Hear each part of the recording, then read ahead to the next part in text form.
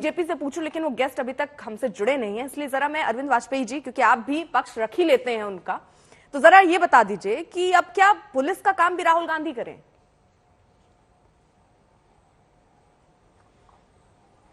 नहीं, काय की हायतोबा मचा रही है?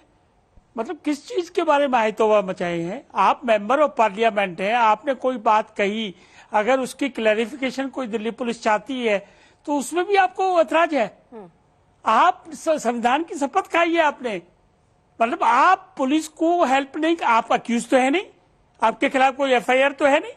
सीआरपीसी में प्रोविजन है कि अगर पुलिस कोई इंफॉर्मेशन आपसे लेना चाहेगी, कोई जानकारी आपसे लेना चाहेगी, तो being a law abiding citizen you must, आपको जरूर पुलिस की मदद करनी चाहिए, इतनी सी बात है।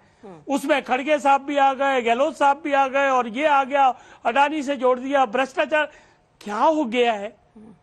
विपक्ष के आप सीनियर लीडर हैं कांग्रेस के, ठीक, आपके ऊपर दो दो जिम्मेवारी है, आपने सरकार चलाई है, आपके परिवार ने सरकार चलाई है। हाँ।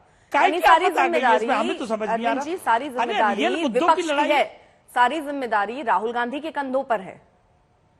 नहीं, हम ना ना हाँ। ना ना ना ना अर्पिता जी, हम ये नहीं कह रहे, हम कह रहे ये जिम्मेवारी आपकी भी है, हमारी भी है कि अगर पुलिस को किसी के बारे में जानकारी चाहिए तो उसमें हम ऑब्जेक्शन नहीं लगाएंगे, उसमें हम हाँ ये सो सिंपल। सुधांशु जी, यही जरा सवाल मैं आपसे भी समझना चाह रही थी कि भाई अब जो पुलिस का काम है वो भी राहुल गांधी ही करें, मतलब सारी जिम्मेदारी विपक्ष के कंधों पर, सारी जिम्मेदारी राहुल के कंधे पर, कि अगर वो आप आरोप लगा रहे हैं तो नाम भी बताएं खुलकर आके।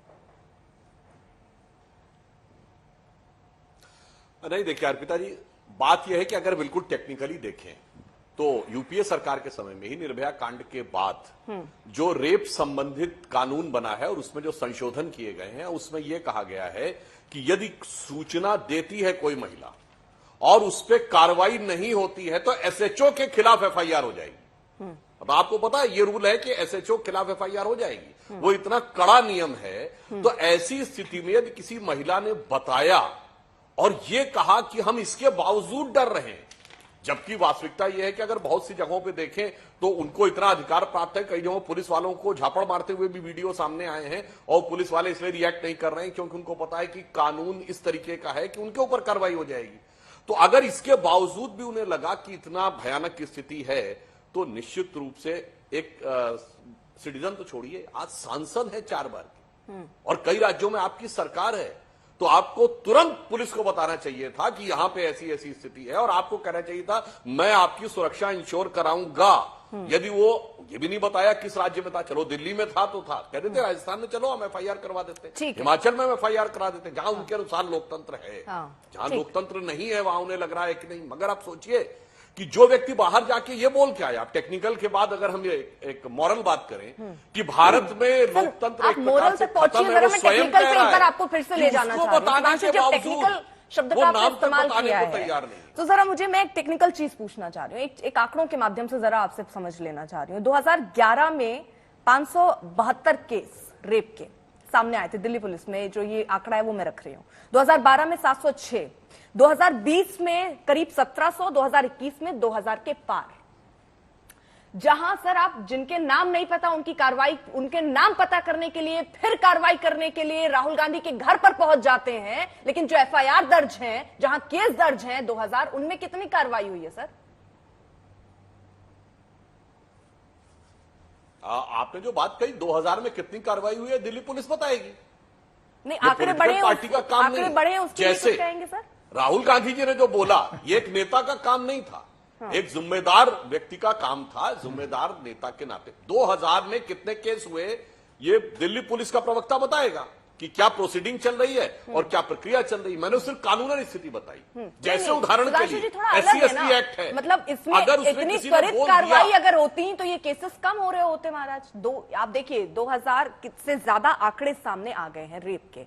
आप पता करने जा रहे हैं, नाम बता दीजिए, लेकिन जो आंकड़े सामने हैं उस पर कितनी कार्रवाई हुई? इतनी त्वरित कार्रवाई जो है वो तो नहीं दिखती दिल्ली पुलिस की, लेकिन यहाँ नाम पता करने के लिए जरूर पहुंच जाते हैं विपक्ष को। तो क्यों ना आरोप लगे आपकी सरकार पर कि परेशान कर रहे हैं आप विपक्ष को?